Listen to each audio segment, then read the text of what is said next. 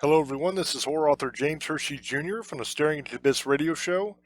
And in this video, I want to bring you a very, very cool article. It is from Engadget.com, and the headline is Human Patient Put in Suspended Animation for the First Time. Very awesome. It was written by Rachel England, and it was published November 20th, 2019. So this is a very, very recent one. Scientists and sci-fi fans have been talking about suspended animation for years. The idea that the functions of the human body can somehow be put on pause while life-saving medical procedures are performed, or a person is sent into space, a la Alien, has long seemed untenable, until now. According to New Scientist, doctors have successfully placed humans in suspended animation for the first time, in a trial that could have an enormous influence on the future of emergency room surgery. The technique is officially called Emergency Preservation and Resuscitation, EPR, and is being tested at the University of Maryland Medical Center on patients that arrive with acute trauma, such as a stab wound or a gunshot. Given the nature of their injuries, these patients would normally have a survival rate of less than 5%. With EPR, the patient is cooled rapidly by replacing their blood with ice-cold saline. The heart stops beating, and brain activity almost completely stops. At normal body temperatures, cells need a constant supply of oxygen to remain alive.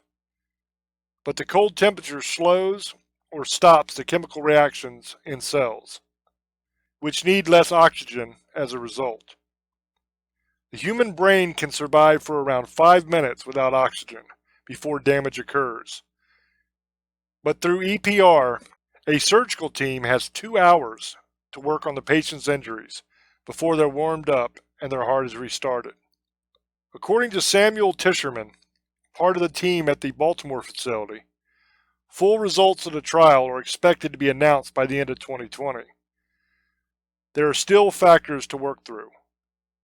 While Tischerman's team has put a cool limit of 2 hours on a human body, it's not entirely clear exactly how long a person could remain in suspended animation without suffering any physical side effects.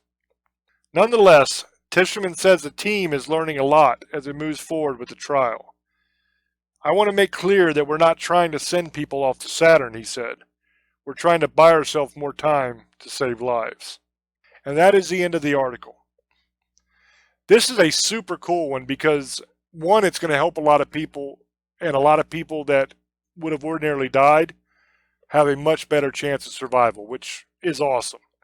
But on a purely kind of selfish and nerdy wavelength, this is really, really cool because it reminds me of all the cool sci-fi stuff I saw as a kid. On Star Trek, when Bones would put somebody into suspended animation and all these little machines would work on them and stuff, and a lot of the movies that I grew up watching where they would go into suspended animation for the entire trip to wherever they were going and then be woken back up. Very, very cool. This is kind of almost the same idea as the whole cryogenics thing in a way, because you're cooling down the body.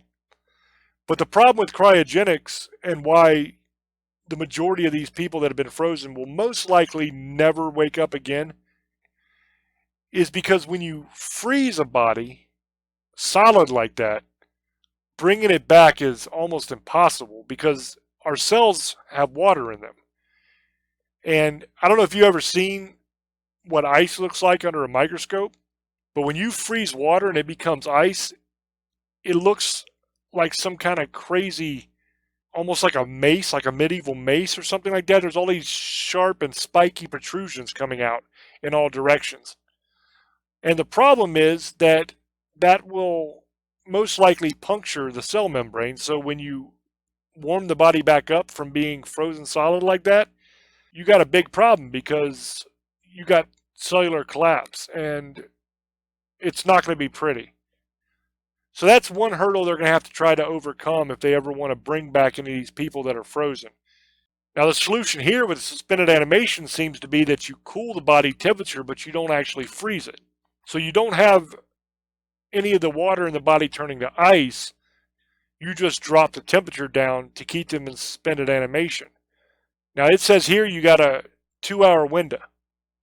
So that won't work for freezing long term for space travel or for trying to bring somebody back in 100 years when whatever disease they had is cured.